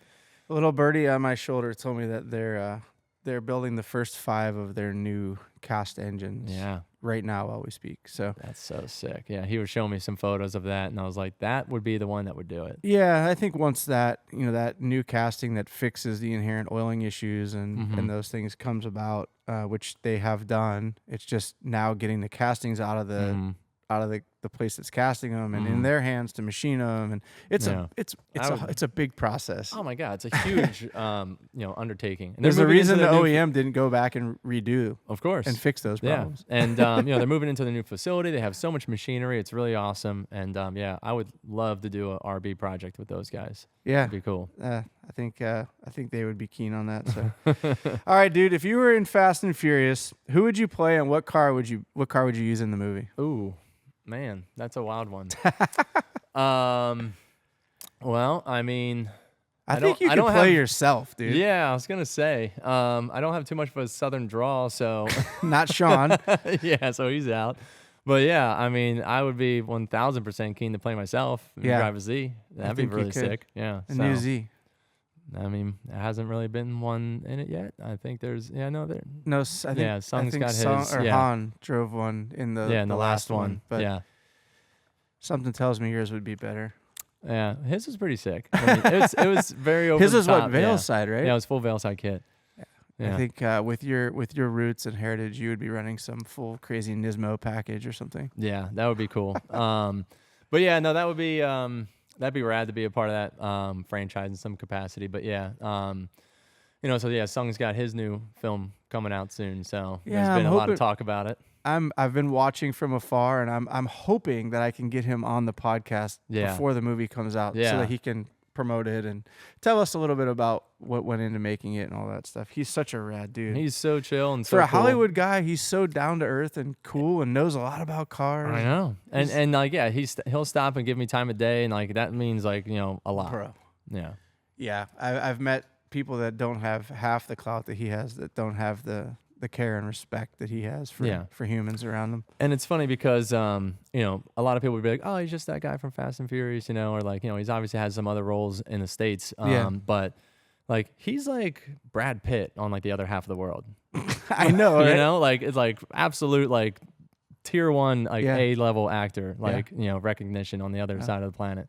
Sung, you're tier 1 in America to us. I mean, to us car guys, and such, like 100%. But that's what we're saying. Like, he's like, way over the top, like worldly. I'm saying like a lot of the Asian countries, people watching this like probably only associate him to Fast and Furious. Yeah, no, he's done way more work. Done so much. I think he was even in some of the Star Wars stuff. He did. Too. He did Andor, right? No. Oh my gosh, which one was that? You would know better than I would. I know, it's leaving me. It was Ahsoka, I want to say. Yeah. Okay. Yeah, but he did some of the episodic Star Wars shows. Yep. Yeah, I remember. There were so many of those spinoffs, but yeah, it was Ahsoka. I lost track, but I remember sitting at Gretty. We had 3 folding tables out in the middle of the parking lot. It was me, him, and Kenji from Gretty. Mm-hmm. Couple beers, we had some food, and we were just chopping it up. Mm-hmm. And he actually got the phone call from his agent about that. No way. And he disappeared. He's pacing back and forth. Yeah. And came back over, and he's like, I just got a part on Star Wars. I'm like, and I'm just sitting here we're just eating pizza and drinking beer. This guy, I'm going to be in the new Star Wars show. Insane. Yeah. If you could have one car for the rest of your life, Chris, what would it be? But it can't be a Nissan. Okay. Like, can just like choose anything? Any car, man. F40. Yeah. I agree. Yeah, they're just absolutely untamed raw machine. From the right era. Yeah. Got turbochargers. Oh, yeah. Great engine. Absolutely just mental vehicle. Yeah, zero stability, Super just sexy. all car. Yeah. Okay, we don't have to debate on that. That's if I were asked that question, that is the exact answer. Oh, yeah. Nothing beats it. I wanted to build a replica at one time because I was like, I can't afford to buy one of these things. Well, So, we've got a guest upcoming that is actually building an F40. yeah. So I I'm bet. excited to have him on next week. Yeah, like it's one of those cars that, like, yeah, you could probably piece one together if you put the time and energy into it. They're so expensive. He's doing it. Yeah, it's awesome. I'm excited to see. Yeah, I can't wait to see that come together. I I know what you're talking about. had a feeling you I might. think most people do. Dude, have you ever felt like quitting drifting? Well, see, here's the thing. Yes. Okay. No, but I'm sure there are some hard years. yeah, no, there's hard events, there's hard years, seasons and all that. And like the chasing of support, to go back out there, like, so like the economy, waves and that. So there's more than just like, oh, we like got knocked out, we blew a motor or something like that, like, man, taking my ball going home. Right. It's like, yeah, the struggles of running a professional team at a professional level, right? Of course we could, gather up the means to go out and run, but after doing it for so long, nobody wants to just go out there with like one arm behind their back and see what happens, So it's You're just gonna be disappointed if you do that. what's that? If you show up with one arm tied behind your Oh back. yeah, it'd be tough. And by that you mean showing up with no spares, Yeah. maybe one wrench versus 3 or 4 Yeah. guys to help with the car. Yeah, exactly. I just You could whittling the run it on program a down. shoestring. Yeah. And man, I had a feeling you were going to say yes. I also first went straight to the grind of trying to find partners and sponsors to help fund the program. And of because course we have amazing partners, You do. that are giving us the ability to do this to this day. But yeah, it's as once again, like, it continues to grow. FD's pretty tapped out at 8 events, but there's so much more that's happening outside of just FD. Yeah, right. To stay relevant with the boom of social media, and it's like, what's your next project? What's your next Yeah. build? What's your next event? Yeah. And there's so many things happening outside of it that you don't want to take away from the competition side of the program, to be able to go and do more grid lives, right? Mhm. And so, but like, we enjoy them. We have more fan interaction, and we can do more Yeah. ride-alongs. And so you don't want to rob Peter to pay Paul within your own program to do more when that's kind of what's expected. But as far as like quitting drifting, it's like, I'll never quit drifting because drifting will always exist, and I'll always want to be a part of it. Yeah. As to what level that is, it's hard to say. Sure. In 3, 5, 10 years from now, but I'll always be involved with the yeah, sport. at some point you'll want to ride off into the sunset and no longer be competing at a Formula Drift level. Yeah. But I could always see you tinkering with. Oh yeah, 100%. We're always going to be, poking around the garage and building cars. It's a and taking them lifelong out. thing. Oh yeah, yeah. And then drifting is just, the sheer act of driving a car at its absolute limit. And so Yeah. we'll always be doing that. Yeah. Doesn't matter what you're in, huh? Yeah, Could be a exactly. E6. Well, not that you would because you're a Nissan guy, but a low-powered S13 stock, which I see you just We just scored one. got Just found a one. So unicorn, like, yeah, so to speak. that's what I'm calling it. It's a. I mean, The fact that Tell it's me- white is like pushed me over the edge. I'm like, yeah, a white coupe. you had me at OEM Yeah. original S13, but then white Had to coupe be too. a I'm white like, coupe. It absolutely was the perfect find, and wasn't even looking for it. That was my next question. How yeah. did you find it, and did it find you? So Chris Mady, my partnership manager, Yes. who he's been on the team for about a year now. He was at K&N for over a decade before that. So he's Yep. been in the space, in the automotive space for a long, long time. Yep. And so his parents live in a retirement community out in like Ontario-ish. Or no, it's over Ortega Highway, over in that Okay. area. I forget exactly what town, but yeah, over by Lake Elsinore. Okay. In, pretty nice little area. And he's over there visiting, and this little woman comes driving like right in front of him, in the neighborhood, in this absolute mint condition 240. Pristine. Yeah. And so he basically follows her to her house and starts talking to her about the car. And long story short, almost a year later, we make her an offer on the car and bought it from her. And so she was super nice, very pleasant woman. Her name is Karen. We actually have the same birthday. No way. Not year, but Yeah, not year. same day. And That's so, we basically helped line her up with dealership, Mossy Nissan, down here by you guys. Yeah. And That's where I bought my truck. There you go. And so we lined her up with them. They took care of her and got her signed up on a new Kicks. And so when they picked that car up, we went over, picked up the 240, paid her cash, and yeah, it was fantastic. I like the way you did that. That was smooth. Yeah. Well, So I mean, you can't just say, "Let me buy your car." Yeah. So you use your connections and yeah, and so she did say that she's been thinking about selling it. She bought it brand new in '91, and so it's owner car. yeah, it's one owner, garage kept, manual. It looks absolutely showroom stock. How old was she? Well, I mean, 80s.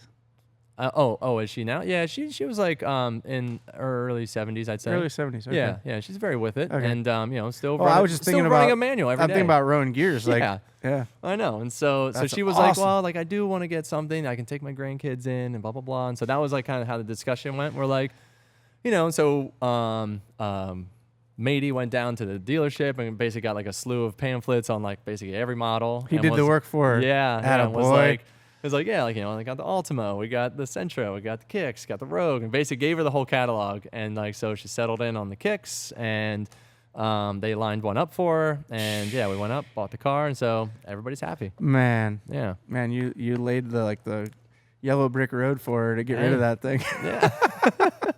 Well, like I said, she was mentioning that she wanted to get something that was, newer, bigger, safer. Yeah. But that was obviously like a big moment of her life, having that car for, once again, don't make me do the math. 30 years. Yeah, More. I know. Over More. 30, I know, 34 years. Because that was 89 was the first year. Yeah, I know. What year is it? It's a 91. 91. Yeah. And so, so she bought that car new, and, she's like, I remember going here, and she told us a couple stories. All the memories. Yeah. And so it was really cool. Well, I think it's in good hands. I commented on your post when I saw it because first of all I was jealous as hell, but I was like, you can't do anything to this. No, I know. You can't. No, I think, and we obviously posed the question of like, what should we do with this thing? And so, probably saying it here first publicly, like I'm gonna definitely keep it stock for a long while, maybe forever. But it's You don't have to argue with me. it will never be as stock as it is if I touch it. I right? think it's just so cool. It's like a time capsule. It car. is. Even the exhaust, like we got our head under and looked at the exhaust. We're like, there's not a speck of rust. Is it original? Yeah. She never replaced the No. exhaust. No. So this thing was definitely garage kept. Oh yeah, 100%. Yeah. Man. She said if it ever stayed outside, she had a cover for it. Cover's still in the trunk. And when she would drive back, if it was raining, she would wipe it down as she came in the garage. Like unbelievable Perfect owner. Unbelievable care for this car. Was it all dealer serviced or no? Yeah. Yeah, she gave me a stack of service slips. Yeah. Well, it was like dealer service at first, and then that dealership that she bought it from closed down, and then like her son knew mechanic around the corner that they trusted, so then they started taking it there. But all the records are there. Oh yeah. So crazy. Oh, and a stack of notes of if you ever sell this car, call this number. I'm sure. I'm sure. She's like, I kept all of them in case I ever wanted to sell Every it. drift kid in the world was hitting her up for that thing. Oh yeah. And it would have been destroyed. I'm glad it's in the right 100%. hands, dude. Yeah. I can't even think of how many are left in the world like that. Yeah. Just 100% stock. I mean, probably at the Zama Museum in Japan, there's one. got to be at least a couple there. I remember a time when, you remember Steve Mitchell, I'm sure, when he worked at Nissan Corporate when they were here in California. Yeah.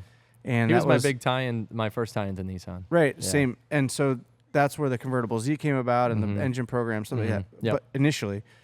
So I also was friends with him. And at that time, they had a little museum in Torrance at Nissan. And I had the convertible S13 at the time. And he's like, Mickey, we're getting ready to move our operation to Tennessee. Some of these cars are actually getting crushed. And we have a factory original S13 convertible. Whoa. Sitting in the museum that has like 60 miles on it. Whoa. And at the time, like the convertibles had started to deteriorate. There was a lot of custom pieces that were only that were made by the top company that did the chop and the top and everything on them. And they were made very poorly and didn't last the test of time. Well, a lot of mine were ruined or gone. So he let me come there and scab all the parts off of it before it went to crusher. Yeah, we did that on a couple cars too. It's like same thing. They're like, hey, we're moving. Like, whatever you can carry. Yeah. So I went there and I grabbed all the like desirable stuff. The window motors for the rear windows that go up and down because no other car had those. See, it's funny. That's like you were grabbing like the nice detailed interior parts. We're grabbing like subframes and knuckles. All the shit that you headlights. thrash. Yeah. I get it. So, man, what would you tell 20-year-old Chris if you could spend 5 minutes with him? Oh, man. What's maybe some things you've learned or taken away? Yeah. Man, that's a tough one because I'm certainly not going to say I made all the right decisions. But at that time, 20-year-old Chris, I feel like I made a lot of right calls because that was I would say you did. yeah, because that was right when we were learning about drifting, and then that's right when we poured into running the events in New Jersey, longest running drift events in the country still. Petty and those guys running all that. Yeah, man. But still going. The and moving into moving to California and everything. I mean, the only thing I could think of is just freaking just financial based, just like money based, just trying to that makes sense. have a little better plan on having things in place that would gain equity 20 years down the lane. Yeah. Right. But and obviously set up for retirement. That's really difficult when you're 20-something year old trying to be a race car driver. Every penny's going into the car. Yeah. And and it paid off in that capacity. But setting up, a couple things like that. So, that makes good sense, dude. Yeah, just because you never know, if the racing career is going to stop and then where you pick up. And so, 10 years ago, if it all kind of fell away, I'm saying, I wouldn't really have much to stand on. Right. But, since I was able to make it last so long, have a pretty solid foundation now to kind of, figure out what my, next 20 looked like. Yeah, you matured into that. Yeah. So I got lucky because a lot of guys kind of came into the scene at that time and lasted 2 or 3 years, maybe 5. Well, I think you made some good decisions and you caught a few breaks that made sense, and you just took the ball and ran with it. Timing is everything. You're give people time of day when they talk to you, right? Because you never know who's going to be in what position. Not just even talking business wise, but just someone that can lend a hand and be a friend and get you out of a jam. Chris is a great example. Yeah. He went from working at K&N as a basically a partner of yours, and now he's your manager. Yeah, now he works on the program. Yeah. So people can end up anywhere in this industry. Exactly. And so just just golden rule mentality. Treat people the way you want to be treated because you never know when you're going to need a hand. Yep. And so for sure. that's definitely one thing I always try to live by.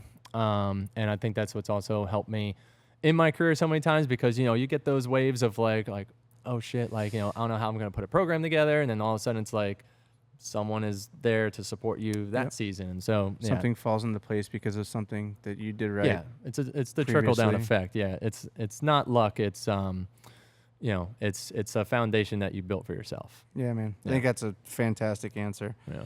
So when you're not driving or building cars, what is something you do that's maybe a secret obsession or just something you're into that the audience might not know? I'm learning how to play guitar finally. Really? Yeah. It's something that I told myself, I'm I want to learn how to play guitar one day. Okay. And it was always one day. And it's kind of like saving money. Yeah. I'll do it tomorrow. Same thing. Yeah.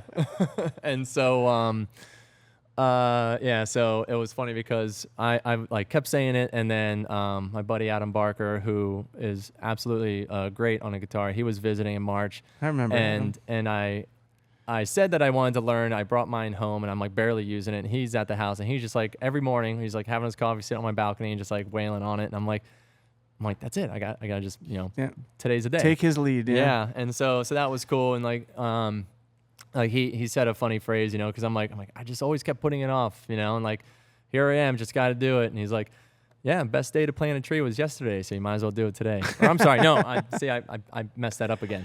The best day to plant a tree is 10 years ago. Yes. So you might as well start today. Yeah. Do it today. Yeah, that's good. Yeah. So it's once again, don't be oh, I should have done it then. I should have done it then. Now it's way too late. Just pick it up and do it. And so how's it going? I got a couple chords, but I'm absolutely still very beginner level, but can definitely pick one up and strum a couple chords, which is way more than I could ever do. So I'm terrified of a guitar. I gotta find more time. Yeah, I think you're good at most things you pick up, so you're a quick learner, and I think you'll get it. Yeah, so I'm trying to do that. It's a fun little brain break, if you will, but it's still hand-eye, at the same time. So there's definitely benefits to it. That's cool, man. Yeah. I think you recently made a post about playing guitar. Yeah, Did you not? I? Yeah, probably. Yeah. I think I saw that. I might have, yeah. I know Adam LZ has also been tinkering with it. He's actually fairly good. Yeah, I wouldn't say he's tinkering. He's a shredder. Is he really? Oh, yeah. Okay. Yeah, he can I know shred. nothing about playing instruments. So. Yeah, and so it's funny. Like we'll be sitting. Yeah. Not to throw him out, but we'll say it's before the meeting starts. We'll be at like an FD drivers meeting. I was sitting behind him at one of them, and I see him just like swiping through classifieds, looking at guitars. Nuh-uh. Yeah, I was cracking up. So it was probably at that point in the time where, it's the end of the meeting and everyone's just arguing over, well, what if I do this and what if I do that? And it's like you're building a perfect scenario that's not going to happen. Right. And like he's we just stopped scrolling Les Pauls. Yeah, like half the meeting is checked out at this point. People are like, there's chatter in this corner. People are on their phones, and it's funny. That's awesome. Yeah. So now I can't ask Adam that question when he comes on. He's do you know me. how to play guitar? Yeah. All right, dude. Last question. This has been fun. Yeah. This is going to be a good one. Yeah. Did you have fun? Is that the question? No, it's not the question. Drift battle. You versus the Drift King, Keiichi Tsuchiya, Oh. in stock 370Zs. Oh. Who wins? What year? I don't know. I didn't think that far ahead. Yeah. Let's just say the newest one. Yeah, like modern day. Yeah, I mean, I feel like I'd be just fine beating him at this age. Yeah. 20 years ago, he'd probably get me. Yeah, you think so? Yeah. He comes from a little bit of a different discipline background because he's more of a grip driver that turned drifting. Yep. Into drifting. He's definitely really good at managing a stock vehicle, and I wouldn't say I was very good at managing a stock vehicle until maybe like 10 years into my career. Like I had to be lowered and have a good like wheeled tire setup. That's why I thought it was a good question because he's sort of mastered the drifting in OEM. Yeah, where you come from. I kind of came into that fully built. Yeah, balls to the wall drift car. Yeah, like we got into drifting because we built drift cars by accident. Essentially, we made a bunch of horsepower and. We had, coilovers on them and stuff. And, eventually they just started burning tires. Yeah. Versus like carrying momentum, through a corner. And if it gets loose, and driving out of it. And that's how he kind of learned the process. Yeah. Versus like I learned that like 5 or 10 years after the fact. Yeah. And so, my early stages of drifting, him for sure. And then, lately, like I love driving stock cars. Handle it. Yeah. Oh, man, they're fun. Well, I would say, he's a driver through and through. And 100%. he's driven some amazing cars. But I think as far as well-roundedness goes, I think you got him beat hands down. You're a great car builder. You've got an awesome eye for details. You get projects done on time. Well, I appreciate that. And your drift cars are a testament to all those things. Yeah, and the fact that you're getting VRs to last a full season at 1,000 horsepower is just... I don't think a lot of people understand how much of an achievement that is. It's a lot because people don't realize how much abuse goes into like a drift engine versus a drag car, right? So a drag run, it's a linear pull. Yeah. And yes, of course, it's making a lot of power, but it's also like a sub 10-second run. Yeah. And so our runs are like 25 to 30 seconds. Mm-hmm. So you're already doing 3 times the duration. And the overall window of time, RPM spent, we're like 60%, over 7,000 RPM and just banging the rev limiter and just full load, full power. Yeah. Versus, you're kind of applying the power on a drag car typically, because it's hard to get them to hook up. Drifting is a much more harsh environment for a drivetrain package than anything probably. Yeah. And then so after doing like 25 laps in a weekend and the equivalent of like, about 3 passes per pass. Yeah. So we're doing like the equivalent of anywhere from like 70 to 100 drag pulls on an FD weekend, if you think about it that way. I remember this was a big debate back in the day. It was like Formula D cars were getting so advanced and building. At the time, I think this discussion was had. They were probably in the 800 horsepower range, and that probably like 2015 or something. How fast in a straight line is a Formula D car? If you were to put it on a drag strip with a light, a tree, and run it a quarter mile. Yeah. And I think at the time, I think Vaughn and I had this conversation. I can't recall who it was, but they were saying it's like a low 9-second pass or high 8-second pass. Yeah, like if you can get it to hook, it's an 8-second car. Yeah. Now, the thing is like because at that point, drag cars that are running those times are on a full slick. Weight balance is correct, and they've got the suspension dialed to do what the car needs to do to launch. Where a drift car would come straight off a trailer on a street radial. Yeah. And it's kind of an unfair. Of So course, like yeah. a 9 in a drift car is it's probably way faster than an actual 9. You put the slicks, you put the suspension. 100%. Because like I said, like when we were doing this versus that, and I was in the Altima, that thing was still rowing the tires. Even my FD car, we laid a pair of tracks all the way through the finish. The whole, that was a half mile. No, that was like, was it half mile? I thought this versus that on the runway, like I don't know the exact distance, but it was, I mean, it's definitely a quarter mile. Yeah, we're rowing the whole, definitely a quarter mile. Yeah, we're definitely like rowing the gears, and I'm just like playing with the wheel speed, trying to keep it like just as low as possible. Clutch dipping as you driving? No, just pedal. Oh, just pedal. It's trying to break the tires loose the whole time. And so even if like I'm barely getting full throttle by the end of it. Insane. And like it's just pulling the tires off. And that's like running like the biggest tire we have at the lowest pressure we have. We've softened the springs and everything to try and get it to hook, and that's all she's got. Insane, dude. That's all she's got, Captain. It's amazing that the drift cars just come this far to see that, and to know that, you know, we busted our butts to build what's going to be an 8-second drag car, and these Formula D cars are all doing that on it's street basically tires. that, yeah. If we slapped a set of slicks on, it's that. So insane.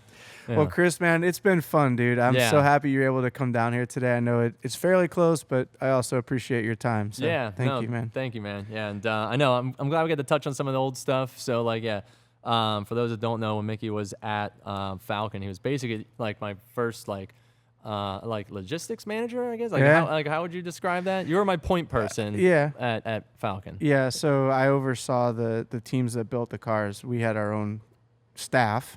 So we had a couple guys under me that basically would go to the workshops and manage the cars, and I just oversaw that. So yeah, it was cool. You know, Nick was my boss, and then we basically ran the drift team as a unit, which was honestly some of the best days of my life. It was fun, and some of the best memories that I'll ever have, and I hope I never forget.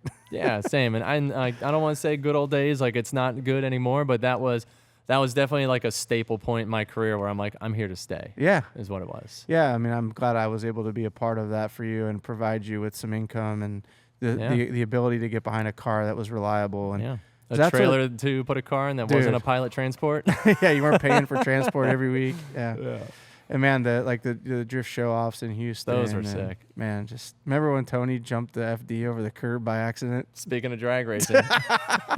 How fast is this thing? Oh my God, yeah. That's a story for another day. Tony Angelo, you're going to have to come on and tell that one. You're going to tell that one. But before we end this, Chris, is there anything that you want to promote, or where can our audience find you on socials? I mean, we're obviously doing the FD circuit. We are going to be doing Vegas to Reno in our Nissan Frontier off-road truck coming up soon. So that'll be the longest race we do in that one. So a couple fun races. But you can follow us along.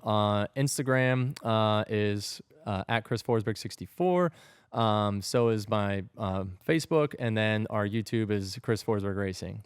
So you can find all of our videos, clips, real stories, and all that on those pages. And you guys do a lot on YouTube, or? I'm trying to do more, right? We're always trying to do more. We're not as heavy as you guys are, but we're definitely posting videos on there. We usually try and get one up a week on average. It's always either coming off of an event, like kind of a over the shoulder on the weekend, and or it's shop antics and the projects that we're building. And so I'd like to put a little more effort onto being able to have not to say two different channels, but two different storylines going, where one's just like an event recap based and one is like our builds based. Yeah, man, that's cool. I got to catch up on that TB48 build. Yeah, it's cool. And the Patrol truck, man. I am so into that I didn't realize I was into it. Yeah, it's a wild one. So that one we're gonna be burning 4 wheels off that thing in no time. Oh God, I can't wait. So if you guys are interested, check him out on socials. Go check out his YouTube channel. Maybe even give him a subscribe if you're into the content, which I'm pretty sure if you're here, you are. Appreciate that. Thanks again, dude. Yeah, we'll see you around.